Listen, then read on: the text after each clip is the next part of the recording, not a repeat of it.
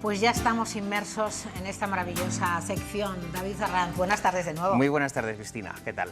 Muy bien, y además ávida de saber, igual que los telespectadores, todas esas curiosidades y cuestiones que no sabemos de William Shakespeare. Bueno, William Shakespeare es, dice Harold Bloom, junto con Cervantes, el otro gran genio de la literatura. Mueren alrededor de la misma fecha, que esa es una de las grandes coincidencias, y además tienen muchos puntos en contacto cuyo epicentro bien pudiera ser Castilla y León. Es que bueno, esa es la movida. O sea, los dos mayores genios de la literatura de toda la historia tienen como nexo común esta tierra, Castilla y León. Sí, porque además hay un par de expertos, Luis Astrana Marín, Jean Canavallo, que dicen: señoras y señores, si en 1605 la corte del rey Jacobo lleva a los hombres del rey de Kingsmen a Valladolid a saludar al rey Felipe III, quien formaba parte de la corte y de la parte de los cómicos, William Shakespeare. ¿Por qué no iba a venir? ¿Por qué no iba a venir, no? Entonces hay muchísimas teorías acerca de eso, e incluso Anthony Burgess, el autor de La Naranja Mecánica, escribió una novelita que se titula Encuentro en Valladolid. O sea que no te, hay muchas pistas, o sea, y muchas coincidencias. ¿No? Pero sobre todo es porque Shakespeare está envuelto en el misterio. O sea, William Shakespeare es un hombre que, como está tan poco documentado, solo tiene algunos documentos de compra, venta, que si la casa, que si la herencia, cosas muy administrativas, no se sabe nada y la imaginación es libre. Entonces la imaginación humana, por ejemplo, aquí estamos viendo algunas imágenes de la que yo creo que es una de las mejores, y como era un juerguista y era un fiestero, se iba con ellos de parranda. Esa es la historia del rey Jacobo I. Por eso hablabas del rey Jacobo y cuando manda a la corte. Bueno, nosotros, nuestro Felipe III y Felipe IV le daba mucho a la fiesta, también hay que decirlo. O sea, que en eso, bueno, nos hermanamos. Se daban la mano.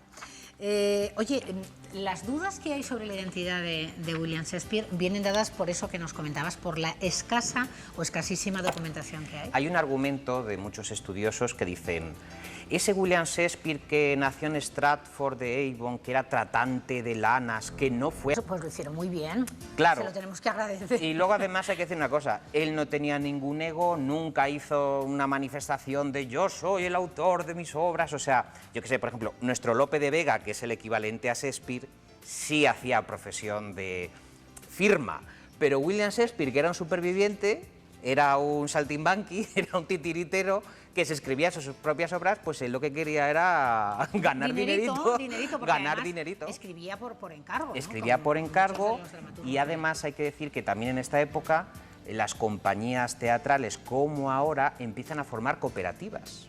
Y sí hay un documentito que dice: William Shakespeare tiene el 10% de esta cooperativa. Ahí está firmado. La sociedad de autores. La sociedad de autores con su porcentaje, con lo cual decidía muchas cosas, ¿no? Oye, ¿cómo escribía William Shakespeare? Bueno, William Shakespeare era vamos a decir, un Lope de Vega, más de 100 en horas 24 pasaron de las musas al teatro, es decir, era un escritor compulsivo, era un tipo que le daba, vamos, a todo. O sea, le encargaban, por ejemplo, comedias, tragedias, dramas, era muy versátil, ¿no? Y se tiraba noches y noches y noches sin escribir, o sea, escribiendo, perdón.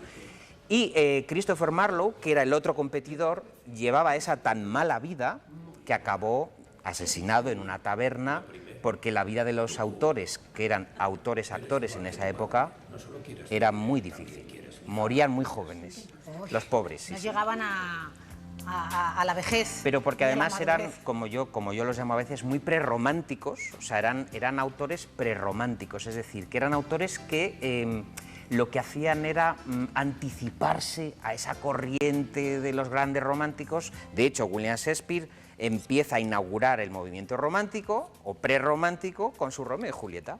Claro, eso, ¿habría leído La Celestina, Shakespeare? Yo pienso que tanto La Celestina como el Romeo y Julieta vienen de una corriente italiana que hablaban de los amores contrariados de un chico y una chica, pues que los padres, en fin, no están muy de acuerdo con que hagan cosas de mayores. Y entonces, en el caso de Shakespeare son los Montesco y los Capuleto, y tú sabes que en el caso de nuestros Calisto y Melibea, pues la religiosidad de la época, eso de que una muchacha y un muchacho hicieran ciertas cosas, pues no estaba bien visto. Y acaban trágicamente los dos. Todo eso, como digo, viene de la Bella Italia. Los dos eran muy lectores, tanto Fernando de Rojas como Shakespeare, de Italia. De Italia. Y también que terminará en tragedia, ¿no? Del ponerle ese final trágico. Acaba en tragedia porque estos amores románticos terminan, pues, en fin, ya lo sabes, terminan fatal. O sea que, pero por eso digo que es muy interesante también, por ejemplo, de Shakespeare, saber que él dejó una herencia a su hija. Shakespeare, por ejemplo, tuvo una época en que Anne Hathaway la dejó totalmente abandonada, era un viva la virgen, se escapó al campo con los payasos, a los campos de Londres, nadie sabía dónde estaba, y allí, con una serie de bufones y saltimbanquis, se inició en el arte del teatro, en los campos secretos, que hacían reuniones secretas, cosas muy golfas, y entonces en ese periodo de tiempo abandonó a Anne Hathaway, que se llama igual que la actriz. Bueno, la actriz, claro, Anne Hathaway la ponen sus padres y te vas a llamar Anne Hathaway. Bueno, pues claro, la dejó a la mujer con la niña que habían tenido. Oye, menuda cara dura. A su favor hay que decir que William Shakespeare... Que pasaba dinerito. Bueno, pasaba dinerito y rectificó su conducta, volvió, se hizo cargo de la familia y él quería volver a Stratford. O sea, que él vuelve a los orígenes. Vamos a decir que era un golfete. O sea, tuvo un momento de rebeldía. Tuvo un arrepentimiento al final y dijo, yo tengo que volver con mi familia, tengo unas criaturas que mantener. Y le recibieron. Le recibieron, en el pueblo se enfadaron porque como ya era rico, empezó a comprar todas las tierras colindantes y claro, no le sentó muy bien, a los del pueblo, a los pero vecinos. se lo pasó bien, ¿no? Ya sabes aquello de nadie es profeta en su tierra, pues claro, cuando vuelve William Shakespeare, después de haber publicado esto que he traído, que es la historia de Cardenio, que es la prueba de que probablemente estuvo en Valladolid. Es que yo te voy a decir que si teníamos, para que contaras una prueba de que efectivamente estuvo en Valladolid. El Cardenio es un personaje del Quijote. ¿Cómo es posible que William Shakespeare se enamorara del Cardenio y cómo es posible? Hay algunos teóricos, como digo, que dicen, ¿y cómo se entendieron entre ellos? En latín. Cervantes y Shakespeare hablando en latín. Cervantes luego, tú lo sabes, escribe la española inglesa. Felipe III y Jacobo I eran muy amiguitos. Y de ahí que Shakespeare y Cervantes también lo pudieran ser. Por lo menos la admiración de Shakespeare hacia Cervantes está testimoniada. Ahí está la prueba. En la historia de Cardenio, o sea, que es verdad. Por lo menos que Shakespeare sabía que Cervantes era un gran genio. Tenemos ahí la admiración de un inglés hacia uno de nuestros grandes genios. Porque era inteligente. Porque era inteligente y entonces metió sus personajes en sus obras. Oye, qué bueno. Y esto había que contarlo porque aquí en Castilla y León Televisión hay que saber las cosas de la tierra. Claro que sí. Oye, claro.